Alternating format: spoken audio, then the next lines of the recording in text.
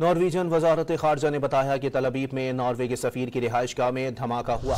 वाक़ये में कोई जानी नुकसान नहीं हुआ। खबर एजेंसी के मुताबिक नॉर्वे के सफ़ीर की रिहाइशगाह में धमाके की वजह मालूम ना हो सकी। नॉर्वेजियन सिफारत खाने ने बताया कि सफ़ीर की रिहाइशगाह पर धमाके से मुताल्लिक सिफारत खाने से राबिते में है। आपको बताएं कि नॉर्वेजियन वजारत खारजा ने बताया है कि तल अवीव में नॉर्वे के सफ़ीर की रिहाइशगाह में धमाका हुआ है। वाक़ये में कोई जानी नुकसान नहीं हुआ। खबर एजेंसी के मुताबिक नॉर्वे के सफ़ीर की रिहाइशगाह में धमाके की वजह मालूम न हो सकी। नॉर्वेजियन सिफारत खाने ने बताया कि सफ़ीर की रिहाइशगाह पर धमाके से मुताल्लिक सिफारत खाने से राबिते में है। नॉर्वेजियन वजारत खारजा ने बताया कि तल अवीव में नॉर्वे के सफ़ीर की रिहाइशगाह में धमाका हुआ। वाक़ये में कोई जानी नुकसान नहीं हुआ।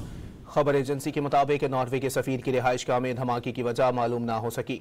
नॉर्वेजियन सिफारत खाने ने बताया कि सफ़ीर की रिहाइशगाह पर धमाके से मुताल्लिक सिफारत खाने से राबिते में है। आपको बताएं कि नॉर्वेजियन वजारत खारजा ने बताया है कि तल अवीव में नॉर्वे के सफ़ीर की रिहाइशगाह में धमाका हुआ है। वाक़ये में कोई जानी नुकसान नहीं हुआ। खबर एजेंसी के मुताबिक नॉर्वे के सफ़ीर की रिहाइशगाह में धमाके की वजह मालूम ना हो सकी। नॉर्वेजियन सिफारत खाने ने बताया कि सफ़ीर की रिहाइशगाह पर धमाके से मुताल्लिक सिफारत खाने से राबिते में है।